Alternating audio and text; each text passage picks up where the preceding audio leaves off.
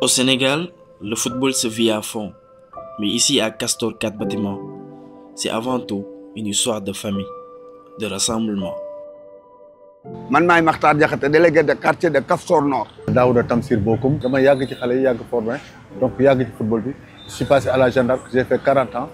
ñun xale yi suñuy doom ak suñuy jarbaan lañu mais ñun suñu waajur yi ñoo santoon lii def lii koñ bi nekk benn bloc ñuy xàccee doo di dóorodoo muy cité 4 bâtiments. 4 bâtiments dafa am 4 bâtiments témoins yu nga xam ne entreprise des ports de Dakar ñoo ko defoon pour seen employés. 4 bâtiments ay nit la yoo xamante ni ñoo bokk même quartier bokk même idéologie. ndax li ngeen fekk xale yi di def nii ñun dañ cee ànd parce que continuité la. man maa ngi tudd Guédé Diop man maay président ASC Yelli Taaré. Yelli Taaré nekkoon équipe bu nga xam ne ay vraiment ay xarit la noonu. dama doon taxawal car rapide dugal leen ci. Bokum moo leen di yóbbu di leen di dajale ñuy football di fo kafre xale yi doon fa benn dynamique boo xamante ne doon ay xarit. waaw bande de copains bu ñu nekkoon di football ñun fii temps booy moo indi Castor FC suñu passion ci football. garab buy màgg day tànn racine yi fu nekk day dem donc loolu moo arrivé ci équipe bi Yelli Taaré ba Castor football club ci la juddoo. ndax tey jii tax na ba suñu doom yi taxawaalu wuñu vraiment nekkuñu ci dara lu bon. am kenn ci samay doom kuy jàngee foofu ci académie Castor football club muy xale bu am 13 ans. nañu góorgóorlu rek bu soobee yàlla dinañ am ndam. Castor FC bi mu fa waree am yàgg na parce que suñu gisee ay ñu booloo ñoom ñëpp àndandoo nekk benn taxawal lu mel nii par l'intermédiaire de notre frère Ousmane Sy. Je me nomme Ousmane Sy, porteur du projet et président du club Castor Football Club. La population de Castor Dieuppeul Derklé ak le Sénégal tout entier dañ ci war a adhérer.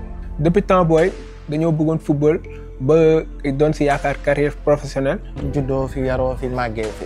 waaw bon ñun ñëpp fii nag. fi lañ fooyee fi lañ màggee ñun ñëpp yàgg bëgg football yàgg dund football. suñ lépp daal fii lañ ko defee. loolu moo tax ñun ñu continuer di jéem a investir si football bi te ñun groupe d'amis bu bëri lañ yoo xam ne dañoo bëgg football dañuy football chaque semaine léegi moo tax ñu xalaat investir si football créer académie créer club. xale yi gënoon màgg te ne woon ay xale ci jamono Yelli Taaré ñoom ñoo màgg tey di diriger académie Castor football club.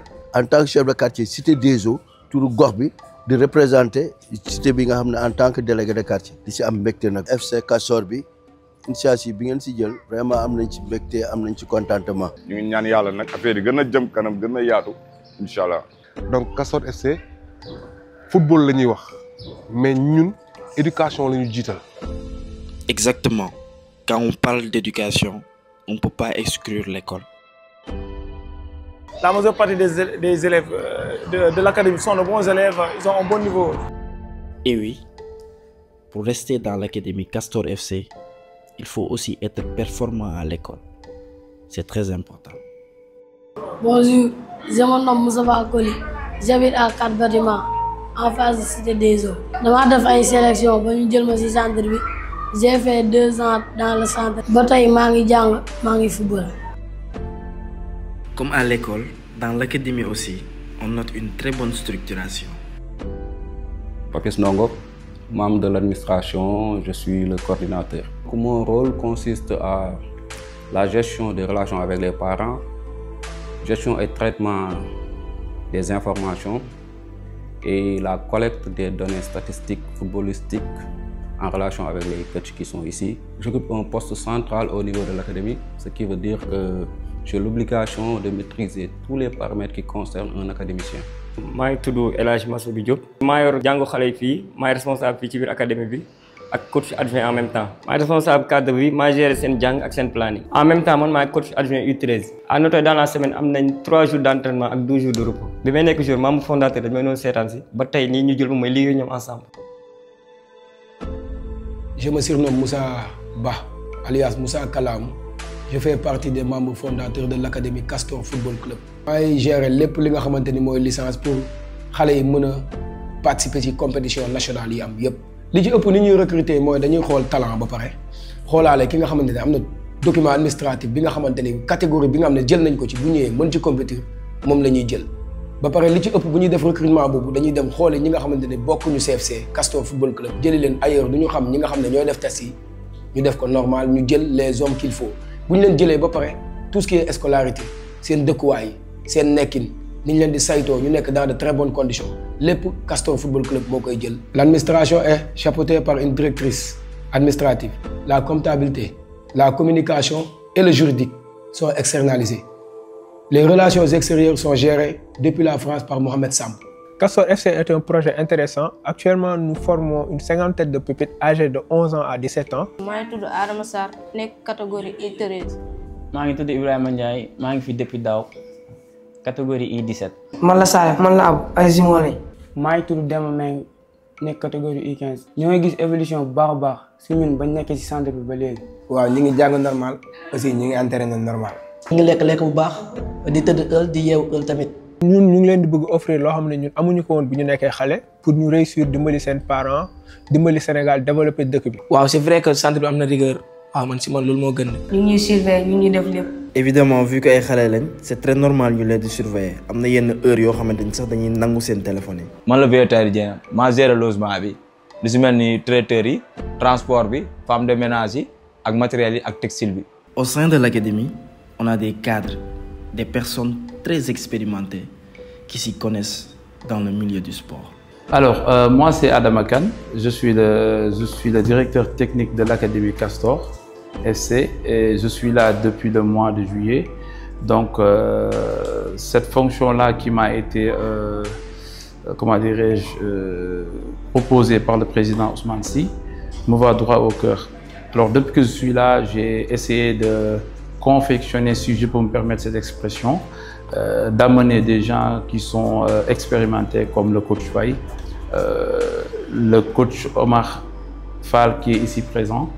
Et depuis qu'on a commencé à travailler avec l'équipe médicale, avec tous les gens que j'ai trouvés sur place, on est en train de faire un bon travail. Sur ce, alors les jeunes sont arrivés et on est en train de les former. Tout se passe bien pour le moment. Bon, Cheikh Omar Fall, responsable des gardiens Académie Castor FC. Bon, ici, au niveau de l'académie, on a un programme bien défini, la méthodologie des entraînements. Aujourd'hui, c'est lundi. La séance d'aujourd'hui a été basée sur les jeux au pied, les prises de balle frontales et verticales. Oui, je me présente coach Faye, Mamadou Faye. Alors, j'ai fait toute ma carrière d'entraîneur en Belgique et j'ai travaillé avec la génération dorée. Bon, je suis revenu ici pour la formation et je suis là en train de travailler avec Dakar Castor FC pour la formation. Et dans cette formation, on a un programme qui s'appelle contrôle, passe et démarquage. C'est vague, mais il y a beaucoup de choses qu'on peut faire sur le contrôle et la passe et comment dirais-je encore, le démarquage. Un joueur qui sait contrôler, qui sait faire une passe et qui sait faire un démarquage, c'est ça qu'on appelle un joueur intéressant. Parce qu'un joueur complexe n'existe pas, mais intéressant, alors parce que à partir de là, il peut s'adapter à toutes les manières de jouer. Alors c'est ce qu'ils sont en train de faire pour les jeunes qui sont ici. Je m'appelle Mamadou Diop, je suis coordinateur et responsable médical au niveau de Castor FC et Dakar FC. J'ai fait Dakar Sacré-Cœur presque quelques années. Après avoir quitté là-bas, c'est par la suite que Ousmane Sy m'a contacté de venir partager l'expérience que j'ai en milieu médical et dans le milieu sport. C'est par la suite que j'ai intégré Castor FC. Et je suis là donc pour suivre donc les jeunes académiciens et leur prise en charge médicale, ici et en dehors. Et je coordonne tout avec la direction.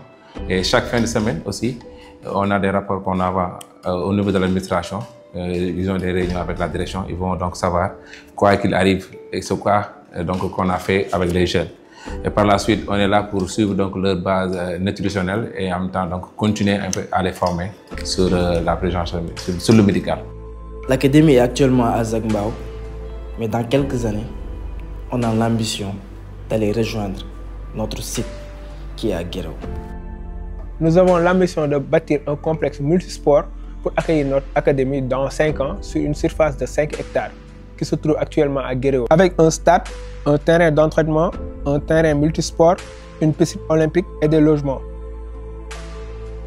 Nous avons mis les moyens techniques intellectuels et financiers pour le développement de nos jeunes talents.